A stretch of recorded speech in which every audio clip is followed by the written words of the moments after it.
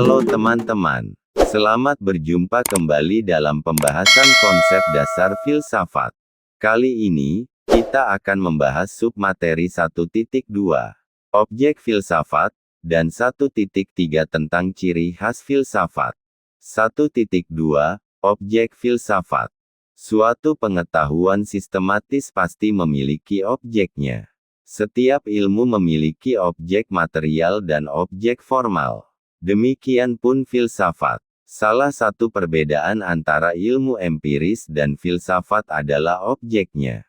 Objek material filsafat adalah segala sesuatu yang ada, yaitu Tuhan, alam, dan manusia, sedangkan objek ilmu empiris hanya manusia dan alam. Ilmu empiris tidak mempermasalahkan atau mengkaji tentang Tuhan. Tetapi ilmu agama, atau teologi, berisi kajian tentang ketuhanan, ditinjau dari perspektif dan interpretasi manusia terhadap wahyu, atau ajaran para nabi. Ilmu filsafat mengkaji alam, manusia, dan Tuhan. Kajian filsafat tentang alam menempati urutan pertama, disusul kajian tentang manusia dan Tuhan. Pada abad pertengahan di Eropa ketika filsafat menjadi abdi teologi, banyak kajian filsafat tentang Tuhan. Kemudian, pada zaman modern, fokus kajian filsafat adalah manusia. Objek formal filsafat adalah dari sudut pandang hakikat. Filsafat berupaya untuk membahas hakikat segala sesuatu. Hakikat artinya kebenaran yang sesungguhnya, sejati, esensial, bukan kebetulan.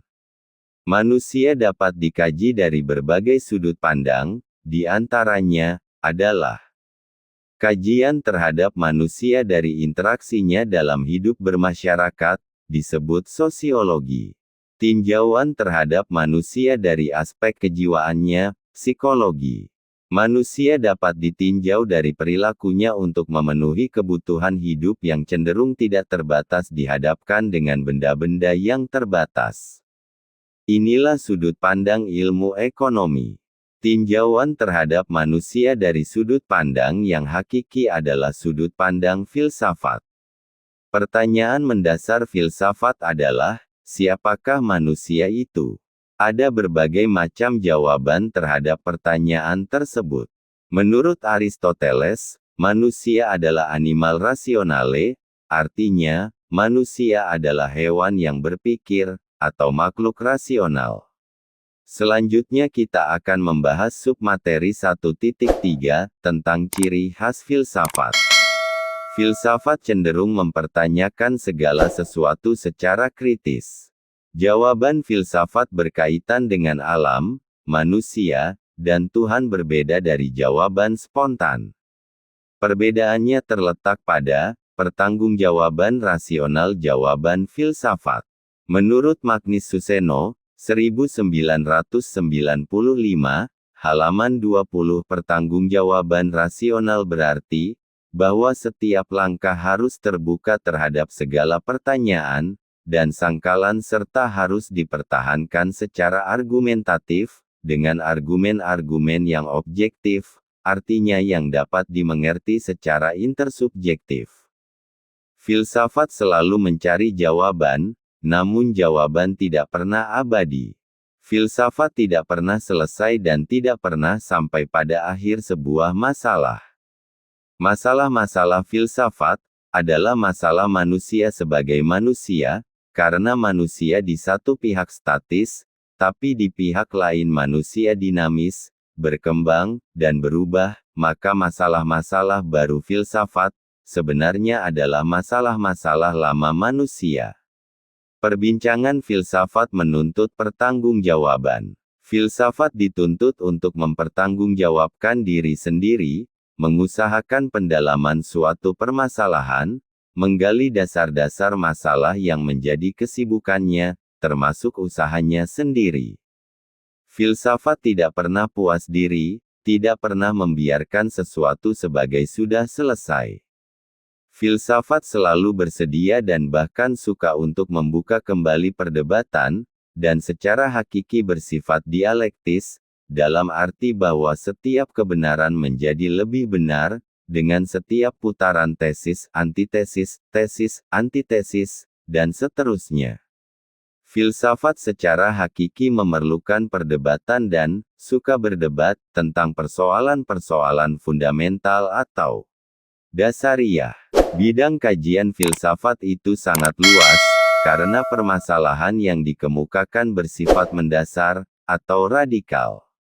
Ilmu-ilmu empiris atau ilmu spesifik lain, seperti ilmu matematika, fisika, kimia, antropologi, sosiologi, ekonomi, psikologi, dan lain-lain secara hakiki terbatas sifatnya.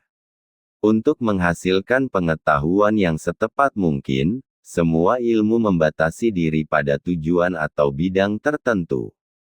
Untuk meneliti bidang itu secara optimal, ilmu-ilmu empiris khusus semakin mengkhususkan metode-metodenya, sehingga mereka tidak memiliki sarana teoritis untuk menjawab pertanyaan-pertanyaan di luar perspektif spesifik masing-masing. Ilmu-ilmu empiris atau ilmu spesifik itu membahas objeknya, hanya dari satu sudut pandang tertentu, yang lebih sempit cakupannya, dibandingkan ilmu filsafat. Ilmu filsafat membahas objeknya secara lebih umum atau menyeluruh.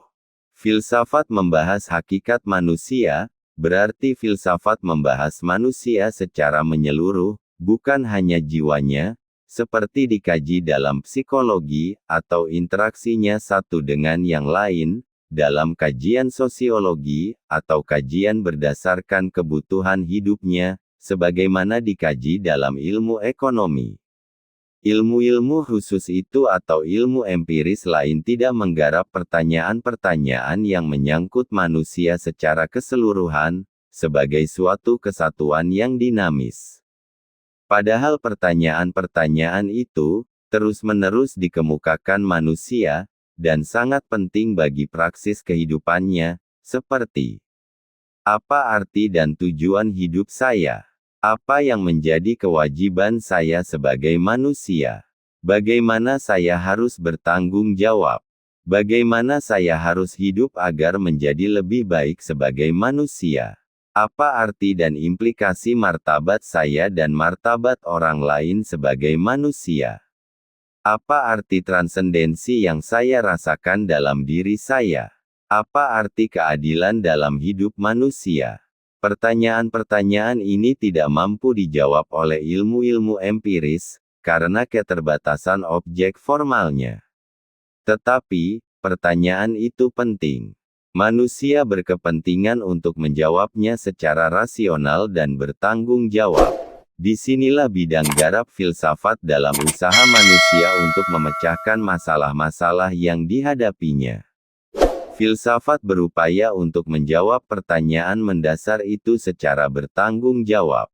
Tanpa usaha ilmiah filsafat, pertanyaan-pertanyaan itu hanya akan dijawab secara spontan sehingga selalu ada bahaya bahwa jawaban-jawaban yang diberikan terdistorsi oleh selera subjektif dan oleh kepentingan pihak-pihak tertentu. Magnus Suseno, 1995, halaman 18-19.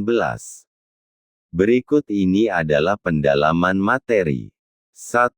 Apa perbedaan antara filsafat dan ilmu-ilmu lain?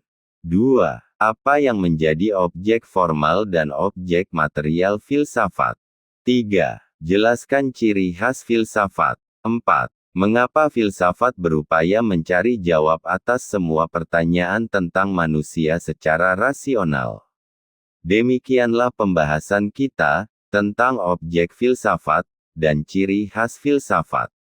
Pada kesempatan berikutnya, kita akan melanjutkan pembahasan kita berkaitan dengan cabang-cabang filsafat. Terima kasih.